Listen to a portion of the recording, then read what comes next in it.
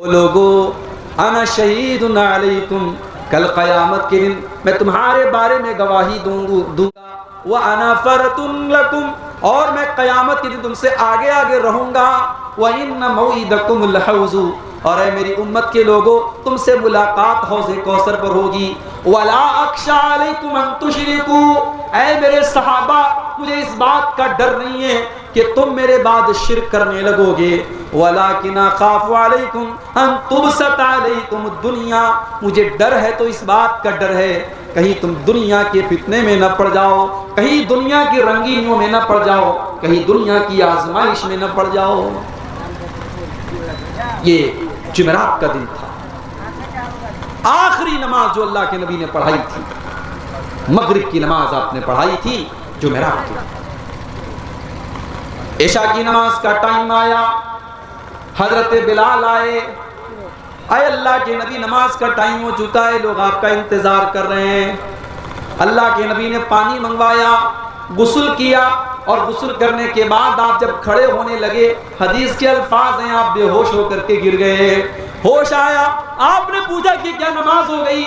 नहीं नहीं अल्लाह के नबी नमाज अभी नहीं हुई है, लोग आपका इंतजार कर रहे हैं। आपने फिर पानी मंगवाया, फिर आपने गुस्ल किया, फिर आप जब उठने की कोशिश करने लगे, चक्कर आ गया, गशी आ गई, फिर आप बेहोश होकर के गिर पड़े।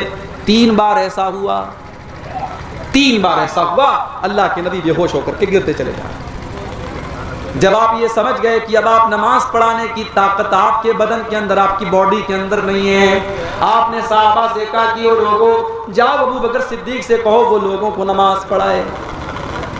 आपकी जिंदगी में 17 टाइम की नमाजें अबू बकर सिद्दीक ने पढ़ाई। आप मस्जिद में जाने की और नमाज पढ़ाने की ताकत आपके अंदर बाकी नहीं बची थी। वो लोगों, वो नबी जो हम सबके नबी थे, जो रहमतुल लिल आलमीन थे, जो अपनी जान से ज्यादा हमको प्यारे हैं, उस नबी के आखिरी टाइम को जरा याद करो। जुमा का दिन आया, अल्लाह के नबी मस्जिद में आते हैं, खुतबा देते हैं, और खुतबे में आप ये कहते हैं कि ओ लोगों, अल्लाह ने अपने एक बंदे को ये इख्तियार दिया था, अपने बंदे को ये चॉइस दी थी कि चाहे तो वो बंदा दुनिया की नेमतों को ले ले और चाहे तो वो अल्लाह के पास चला जाए। अल्लाह के उस बंदे ने अल्लाह के पास चले जाने के ऑप्शन को कबूल कर लिया और अल्लाह के पास जाने के लिए तैयार हो गया। अभी अल्लाह के नबी ने इतना ही बयान किया था, अबू बकर सिद्दीक रज़ी अल्लाह ताला अन्हु रोने लगे और आंखों से आंसू बहने लगे और कहने लगे, फदैना कभी आबाइना व उम्महातिना, ऐ अल्लाह के नबी हमारे माँ बाप आपके ऊपर कुर्बान हो जाएं, ऐ अल्लाह के नबी हमारे माँ बाप आपके ऊपर कुर्बान हो जाएं। सहाबा कहते हैं हमें बड़ी हैरत हुई कि अल्लाह के नबी तो एक आम बात कर रहे हैं, ये बार बार क्यों हजरते अबू बकर रो क्यों रहे हैं, क्यों ये डिस्टर्ब क्यों हो रहा है, आवाज क्यों आ रहा है? माइक ठीक करो ना यार तू। हजरत अबू बकर रो क्यों रहे हैं, क्या बात है? साहबा कहते हैं हमको बाद में ये एहसास हुआ, हमको बाद में ये पता चला कि अल्लाह के प्यारे नबी तो अपने ही बारे में ये बात कह रहे थे कि अल्लाह ताला ने मुझको ये ऑप्शन दिया है कि चाहूँ तो मैं दुनिया में कुछ और दिन तक जिंदा रहूँ और चाहूँ तो मैं अल्लाह के पास चला जाऊँ। और अल्लाह के नबी ने अल्लाह के पास जाने को कबूल कर लिया और अल्लाह के पास जाने को तैयार हो गए। अपने उसी खुतबे में आपने फरमाया कि अगर मैं दुनिया में किसी को अपना खलील बनाता तो अबू बकर को बनाता, लेकिन मेरा खलील तो अल्लाह है, मेरा सबसे खास दोस्त तो अल्लाह है। हाँ, इस्लाम ने जो दोस्ती अबू बकर के साथ रखी है वो दोस्ती बरकरार रहेगी, लेकिन मेरा खलील तो अल्लाह है, मेरा दोस्त तो अल्लाह है। उसके बाद आपने फरमाया मस्जिद के अंदर जितने लोगों के दरवाजे हैं सबके दरवाजों को बंद कर दिया जाए, सिवाय अबू बकर के। अबू बकर का दरवाज़ा बंद न किया जाए, अबू बकर का दरवाज़ा खोले रखा जाए। आपने फरमाया सबसे ज़्यादा मेरे ऊपर अगर किसी का एहसान है तो अबू बकर सिद्दीक का एहसान है, इसने अपने माल से मेरा साथ दिया, इसने अपनी जान से मेरा साथ दिया। ये आखिरी खुतबा था अल्लाह के प्यारे में। शनीचर का दिन आया, सोमवार के दिन आपका इंतकाल हुआ, शनीचर का दिन आया, आप बेकरार हैं, बेचैन हैं, बार बार चादर को फेंक रहे हैं, ओढ़ रहे हैं, फेंक रहे हैं। आपने उसी आलम में फरमाया, ये तो रेडियो बज रहा है, क्या बोलेंगे इसको? डालियो तो, कौन मैक का तार डालियो तो भाई, डालो तो यार छोटो, ये आवाज नहीं कर रहा, वो वाला मैक करा दे।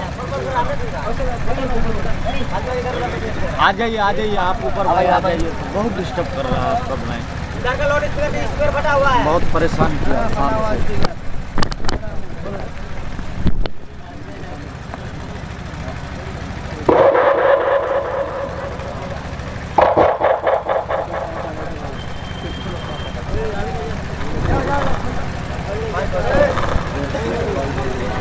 शनीचर का दिन आया अल्लाह के नबी की जिंदगी,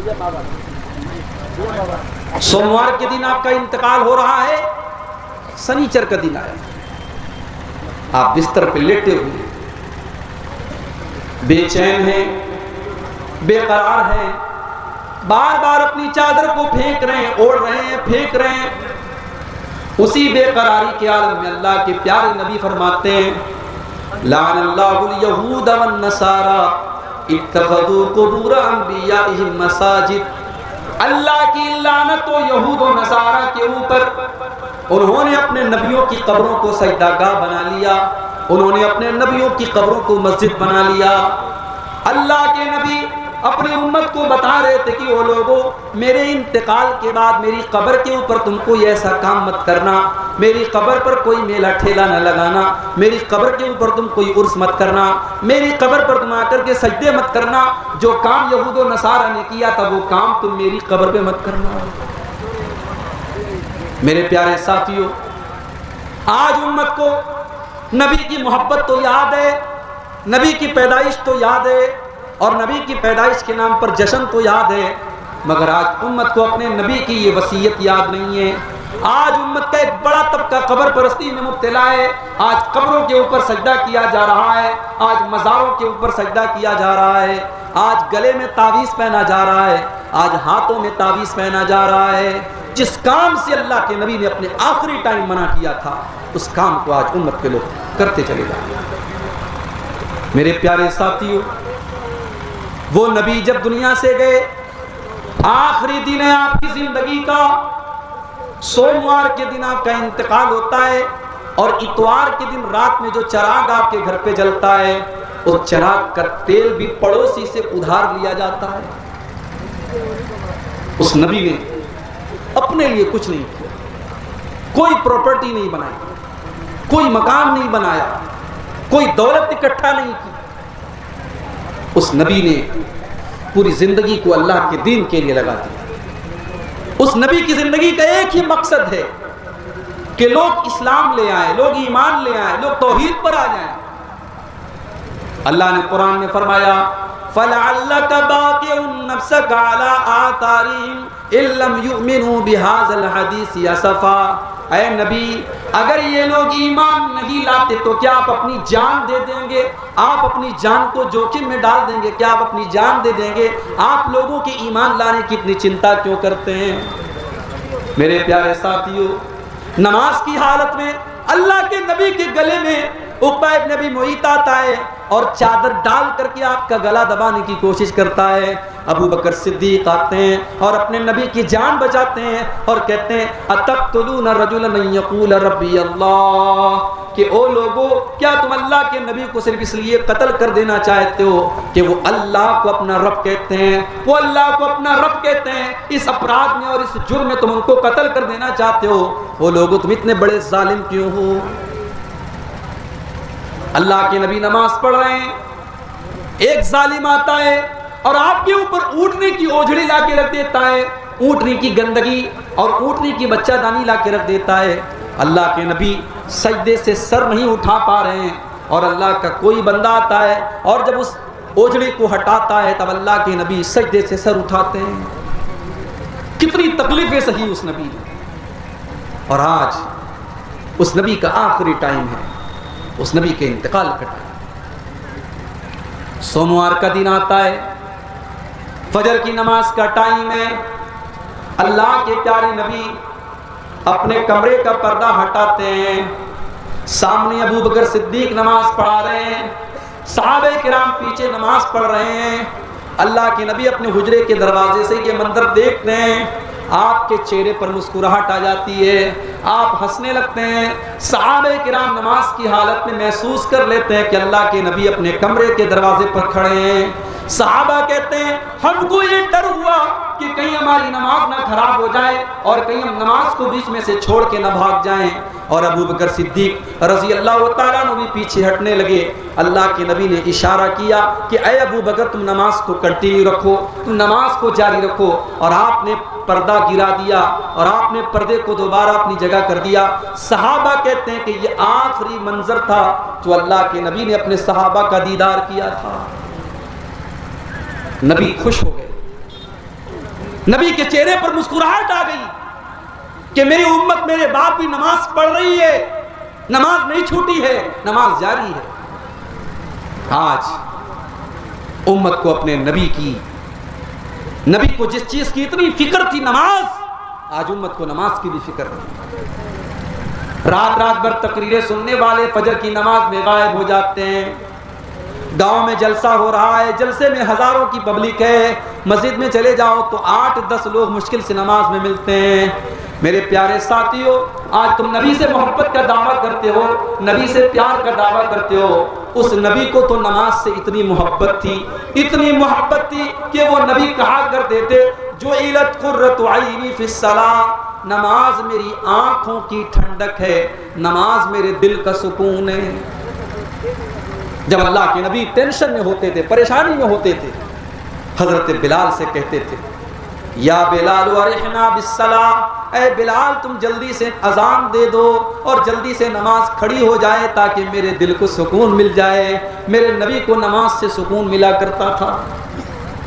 अल्लाह के नबी जल्दी किसी के ऊपर बददुआ नहीं करते थे, मगर जब आपकी एक मरतबा असर की नमाज कज़ा हो गई, दुश्मनों से लड़ाई चल रही थी, जंग खंदक का मौका था और लड़ाई के दौरान आपकी असर की नमाज कज़ा हो गई, सूरज डूब गया, असर की नमाज कज़ा हो गई, तो अल्लाह के नबी के मुंह से बद्दुआ निकल गई। आपने फरमाया मला अल्लाहु बुयूतहुम व कुबूरहुम नारा, ऐ अल्लाह इनके घरों को तू जहन्नम की आग से भर दे। शगलूना अनिस सलातिल वुस्ता, ऐ अल्लाह इनकी वजह से हमारी असर की नमाज छूट गई। इतनी फिक्र थी अल्लाह के नबी को नमाज। आज हम नमाज नहीं पढ़ते, क्यों साहब? अरे काम बहुत है, कोई बिजनेस कर रहा है, कोई नौकरी कर रहा है, कोई जॉब कर रहा है, कोई कॉलेज में जा रहा है। मेरे प्यारे साथियों, आप अल्लाह ताला को क्या मुंह दिखाओगे? अल्लाह जब पूछेगा मेरे बंदे, तो 24 घंटे में 5 बार मेरे आगे माथा झुकाने को भी तैयार नहीं था, मेरे आगे सर झुकाने को तैयार नहीं था, तू अल्लाहु अकबर कहकर मेरे आगे नमाज पढ़ने को तैयार नहीं था। मेरे प्यारे साथियों, अल्लाह को क्या मुंह दिखाएंगे? ये नमाज नबी की आंखों की ठंडक थी और अपने आखिरी टाइम भी अल्लाह के नबी ने नमाज की तलकीन की और नमाज पढ़ने पर लोगों को उभारा। आपकी बीवी हजरत उम्मे हबीबा रजी अल्लाह ताला अन्हा कहती हैं कि जब अल्लाह के नबी का आखिरी टाइम था, आपकी जुबान से अल्फाज नहीं निकल रहे थे, आप बेकरार थे, बेचैन थे, तड़प रहे थे। आप उस हालत में अल्लाह के नबी की जुबान से कुछ अल्फाज निकल रहे थे। मैंने गौर से कान लगाया कि सुनूं अल्लाह के नबी क्या कह रहे हैं, तो अल्लाह के नबी की जुबान से अल्फाज निकल रहे थे अस्सलाता अस्सलाता व मा मलकत ईमानुकुम, ओ लोगो तुम नमाज की पाबंदी करना, ओ लोगो तुम नमाज की पाबंदी करना, अपने गुलामों का ख्याल करना, अपनी लौंडियों का ख्याल रखना, अपने नौकरों का ख्याल रखना। आखिरी टाइम भी अल्लाह के नबी को नमाज की चिंता है, नमाज की फिक्र है।